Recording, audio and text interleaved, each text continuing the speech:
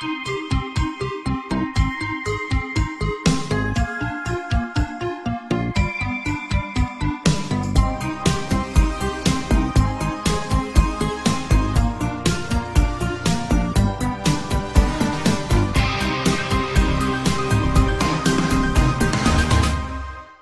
the late 1950s, the United States began to earnestly develop intercontinental ballistic missiles and cruise missiles.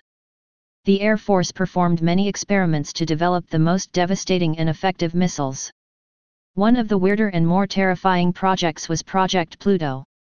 This secret defense initiative developed a nuclear-powered ramjet engine that would give thrust for the Vought-Slam missile. Although the missile itself never got off the drawing board, its exotic propulsion device did. Ramjets work by forcing air through the engine at supersonic speeds, which causes compression and thrust. Project Pluto engines had an unshielded nuclear reactor running inside of the ramjet.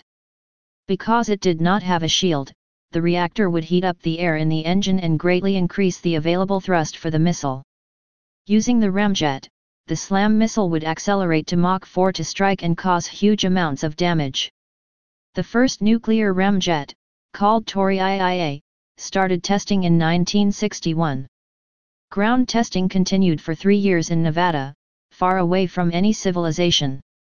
During the tests, the ramjet was extremely powerful and would work very well for the SLAM missile. However, as testing went on, the Air Force realized that the missile was too dangerous even for them. There would be no safe places to test a nuclear-powered cruise missile, and the reactor could never be turned off. If it survived the strike, there would be a running and unshielded nuclear reactor hanging out in the strike zone. Fortunately, the Air Force considered the risks too great and cancelled the project. However, it has been thought, and rumored that a number of countries did in fact pick back up the idea. Now I look up every time I hear a jet, and worry. I do wonder why they called it Project Pluto, such an interesting name. Stay paranoid, my friends. The continuing ambition of communism for conquest has made necessary for the nations of the free world a policy of constant military readiness. For retaliation in the event of full-scale enemy attack, this country has developed the intercontinental ballistic missile. The speed and low radar profile of the ICBM make necessary a radar defense of very long range. Carrying an even greater payload, the manned bomber offers a highly dependable and flexible weapon. But to offer the Strategic Air Command increased operational flexibility, the United States Air Force visualized the need for a third weapon system type designed specifically for high-speed, low-level missions with high-yield payload to be available in 1965 or soon thereafter. General Dynamics, Convair Division, began under an Air Force Air Research and Development Command contract a development study for such a weapon, which was dubbed the Big Stick. The missile, as proposed by Convair, is cylindrical in shape, 13 feet high, 5 feet in diameter, and 52 feet long. Operational weight, approximately 50,000 pounds. This weapon system is an unmanned, nuclear-powered ramjet missile, capable of sustained Mach 3 speeds at very low altitudes and over great distances. Only nuclear propulsion is capable of this high-energy expenditure. The missile will be launched into flight by a rocket booster. Top speed under nuclear propulsion is over Mach 3.5 at altitude and range, anywhere on Earth. Targets are reached by inertial guidance, programmed to penetrate below the radar defense floor to heavily defended or to hardened, undefended targets. Accuracy, 1 to 2 nautical miles with all inertial guidance. Delivered payload, a 6,400-pound warhead for one-way bombardment missions. Aside from the high-temperature steel airframe, it has 3 main elements: reactor and associated systems, guidance and flight control, and armament. The reactor power plant is 55 inches in diameter. Airflow is provided from the ram air inlet in the nose of the vehicle. The air duct is routed around armament and control sections of the missile to the reactor section. The reactor, being developed by the Marquardt Aviation Company, is maintained at 2,300 degrees Fahrenheit wall temperature. Controls are actuated on commands from the inertial guidance system, which is located in a shielded compartment.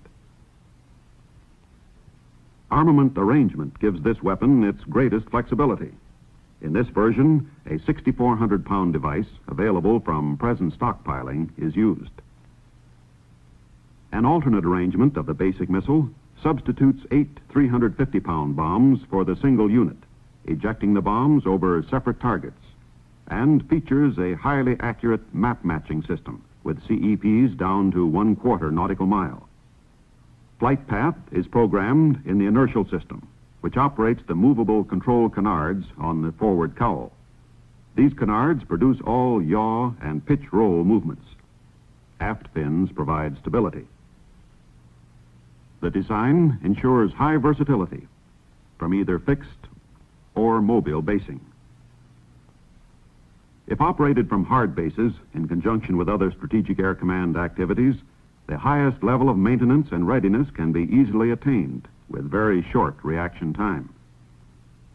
At these hard bases, the missile areas would include system and propulsion check bunkers and the associated launch site.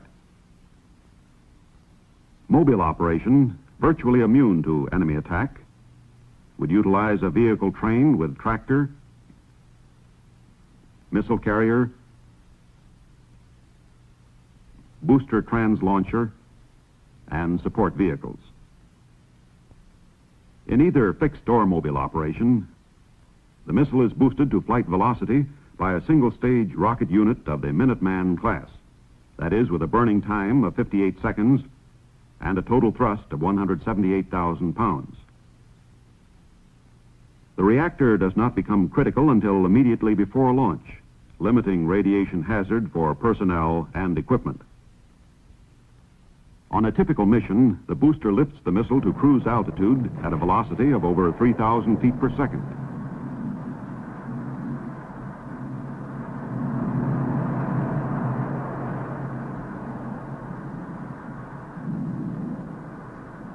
The booster drops off after burnout. Reactor propulsion maintains a maximum rate of climb of 30,000 feet per minute to its cruise altitude over friendly areas. The inlet spike is retracted for cruise. At the point of penetration into hostile areas, the missile reacts to terrain clearance radar altimeter and inertial guidance programming, dropping to the penetration altitude of 1,000 feet for the low-level dash. Sustained dashes of more than 1,000 miles are possible at altitudes down to 500 feet. As the weapon approaches an area defense line, it is below the long-range radar floor, reducing warning time. Moving at Mach 3, it is extremely difficult to defend against without greatly increasing overall radar defense. Working in team with the ICBM, which neutralizes outer area defense, the missile moves on and is expended with the bomb on or over the prime target. The multiple bombing and navigation arrangements make possible a flexible attack plan, which, when coordinated with other weapons, provides a devastating blow to the enemy's ability to make war. This version penetrates the defense area and moves on a programmed attack course, correcting its own navigation errors. Over each selected target, the missile ballistically ejects one or more nuclear bombs. 8 target complexes could be struck in a single missile flight.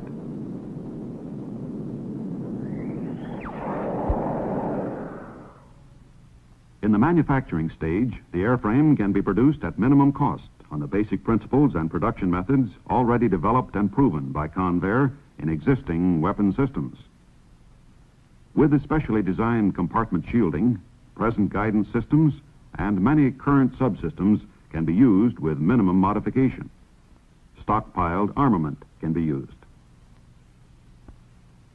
The simplicity of design possible with this concept makes the missile operational in a relatively short time span. Support and backup methods are easily adaptable from those developed for other systems. To reduce lead time, the airframe will be developed concurrently with the reactor. A chemical ramjet will test and perfect the missile and all systems before the reactor unit is ready for production, assuring early operational delivery. With immediate go-ahead, first nuclear-powered flight will be in mid-1964, with operational units available 18 months later. The Big Stick provides the Strategic Air Command with three powerful new deterrent elements in a single weapon: high payload, operational flexibility, and penetration power. Taking advantage of the development and operating economy possible with nuclear power and existing technology, the Big Stick can be a powerful and timely addition to America's prime weapon arsenal.